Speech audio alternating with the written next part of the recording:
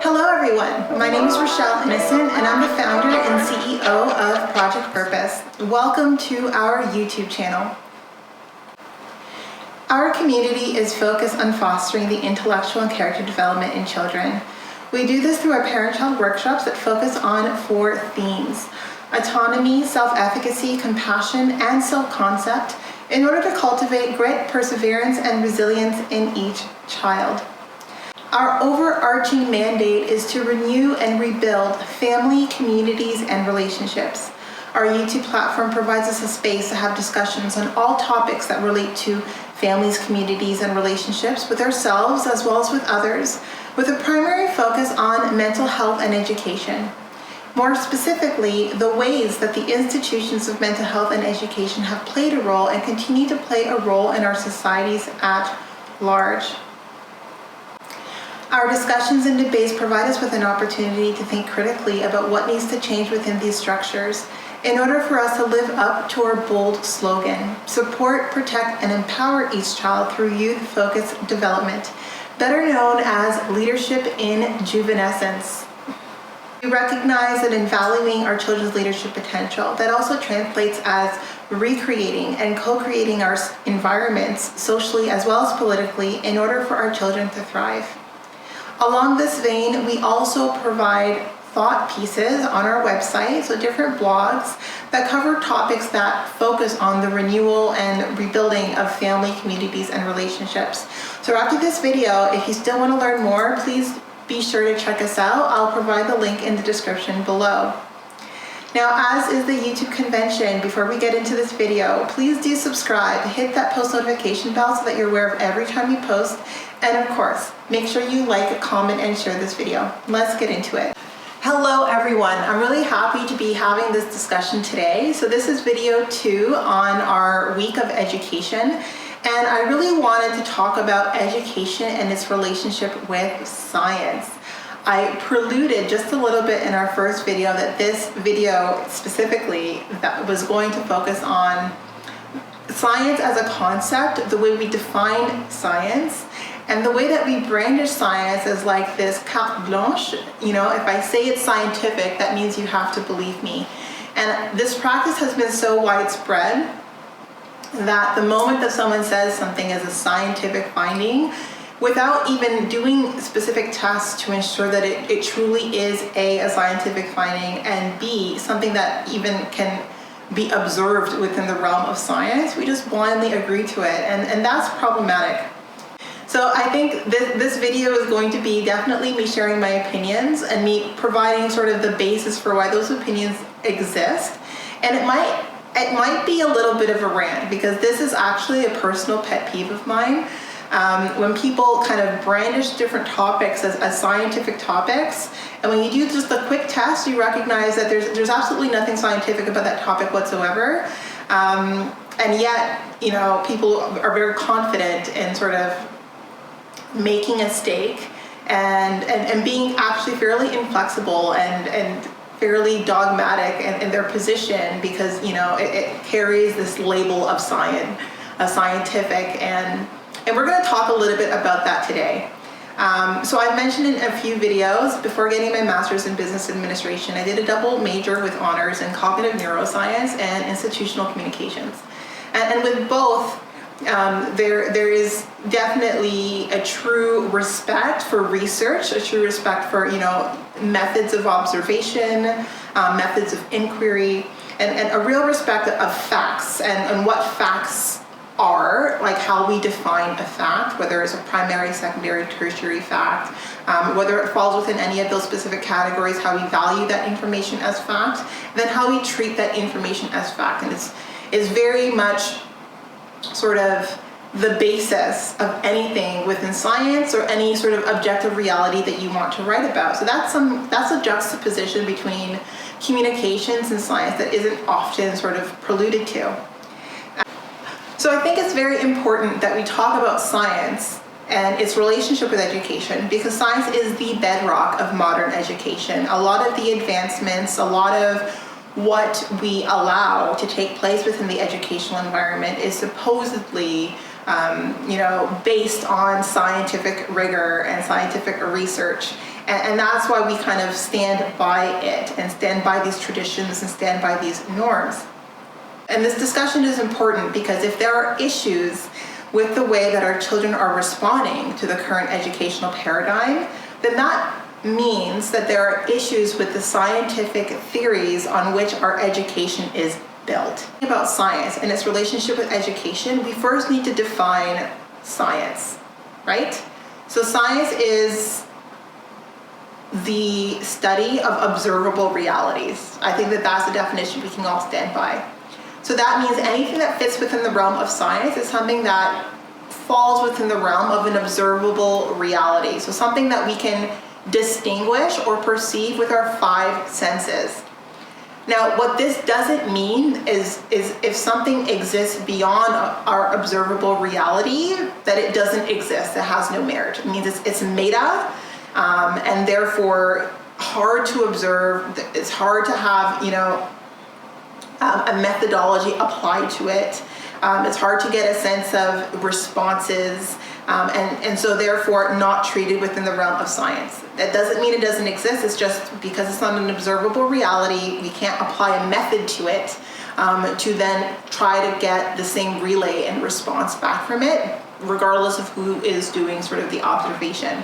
So here's the one thing. You don't need to be formally dubbed a scientist to be able to practice science, right? Science is really our interaction with our environment. Let me be more specific. Science is our very intentional interaction with the environment using a method. So that means we're sort of going out into the world, applying like the same methodology to whatever objective reality that we have in front of us, or trying to do some sort of interaction with our environment the same way each time, and then seeing what feedback, what relay we get back, right? So anyone with any method, regardless of how simplistic it is, who goes out into the world and applies that same method, they're conducting an experiment. That is a scientific experiment. Regardless of how sophisticated or how simplistic it is, that is sort of the methodology. Science taught correctly would enable a large number, everyone. Like if everyone was taught science correctly, they would be enabled and empowered to facilitate varying methods of discovery across whatever observable field interested them. So science provides us with the capacity to reach potent and powerful, sometimes, game-changing conclusions with the powers of observation and reasoning. So that's what science gives us. Now, there are specific prerequisites for something to fall within the realm of science. The first is something cannot be fit within the realm of science if it cannot be falsified. So anything within the realm of science is true under given conditions and also false under a different set of conditions. So absolute truths and absolute falsities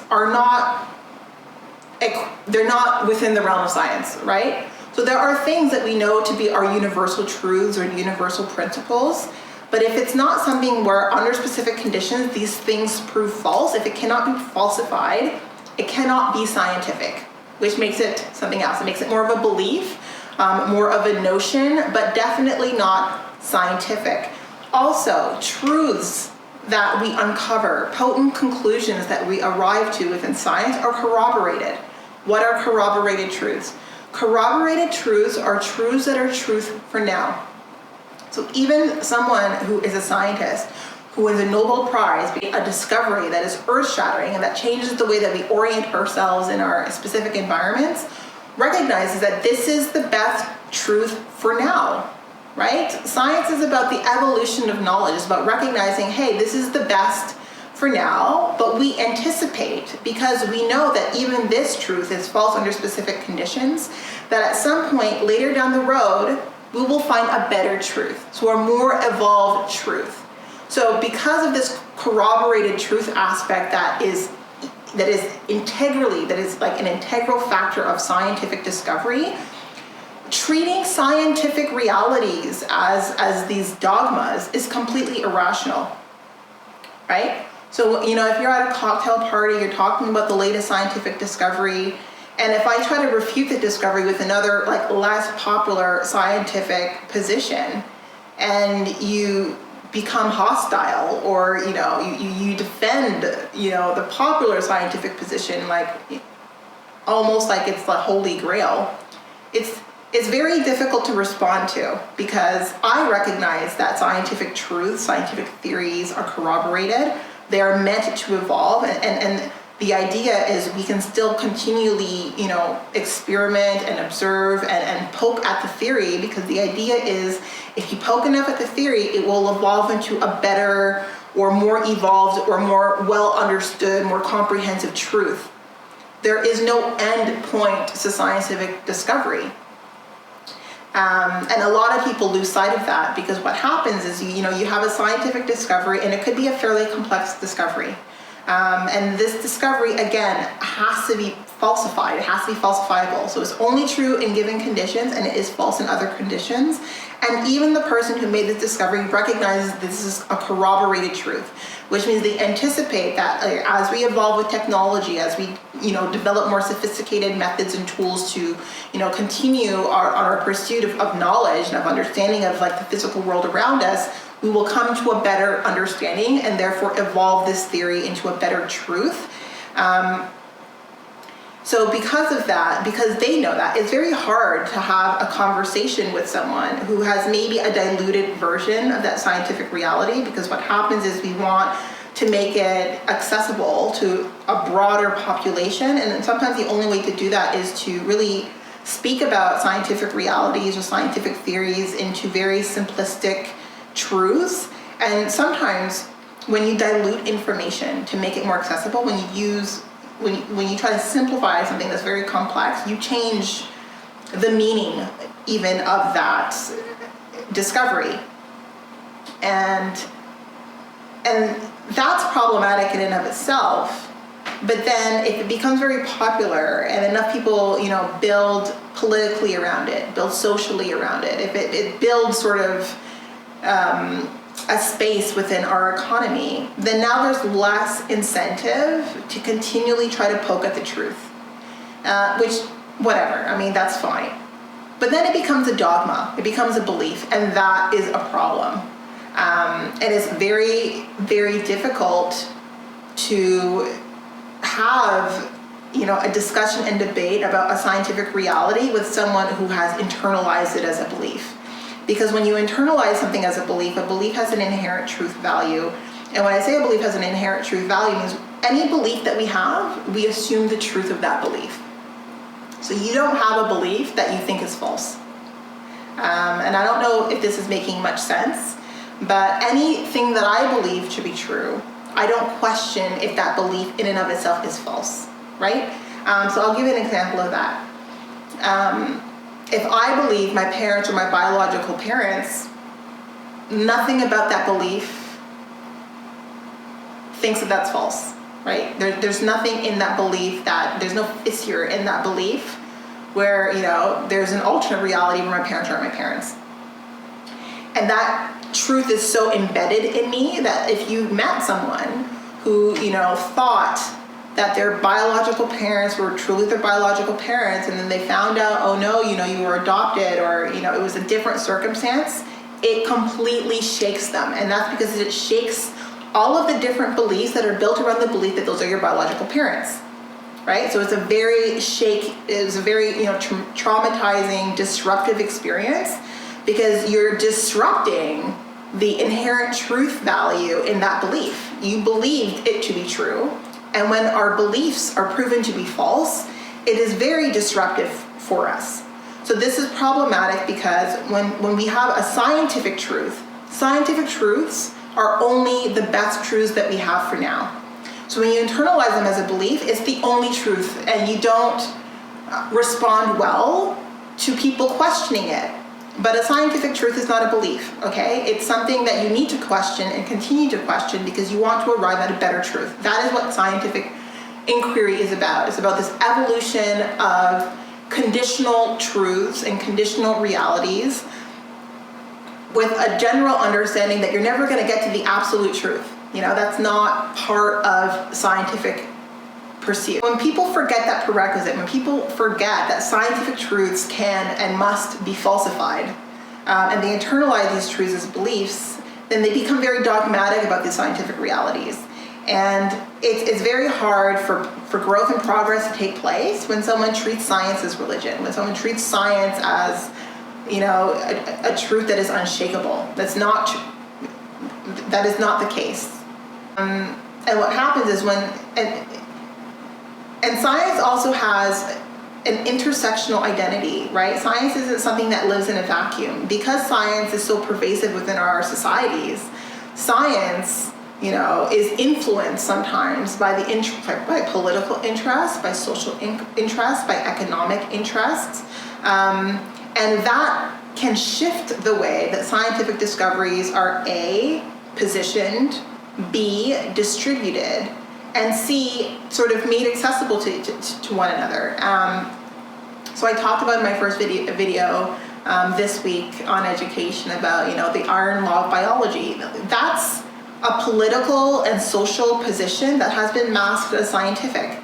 It's not real, right? This iron law of biology about, about inherent biological scientific superiority based on gene pool is completely false. And it was an argument built to support the capitalistic objective of subjecting different people to different qualities of life without having guilt about it, right? So because, we have people within our society with a conscience and who don't, who won't be able to sleep well at night because, you're abusing different people for, economic gain.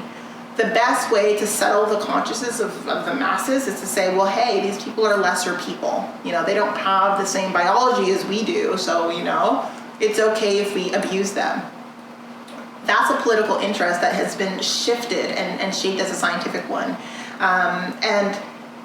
And because it was disseminated, it was distributed so much, everyone just kind of took it as true. But it is not true. And even now, we're talking about like different, medical textbooks that say, Black people feel pain less. That's absolutely ridiculous. And as someone who has like zero deficit of pain, like I cannot tolerate even like a needle pricking my finger. If I'm in an environment where people assume that I don't experience pain, they're going to be rudely awakened. It is absolutely a false reality. But because a lot of horrific things were done in order to progress the needle of science that involved inflicting pain on the Black community and on marginalized and oppressed communities, because it's not just the Black community.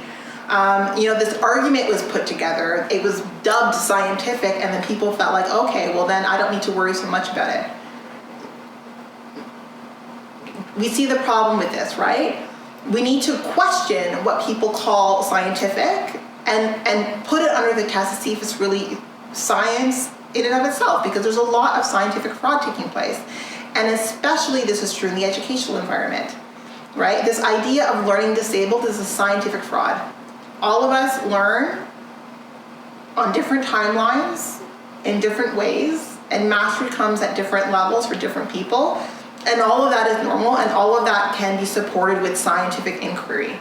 The idea that someone is learning disabled because they don't fit within a small little window that, caters to the objectives of educational, schematas is false. And I think we need to just become more skeptical about what we call science, because a lot of political and social interests kind of fly by the radar, fly over, they get a pass despite the fact that they're very problematic and they serve a group's interests over another's because we call it scientific. And I really would like this video to be sort of a call to critique all that is called science within our world and apply this test.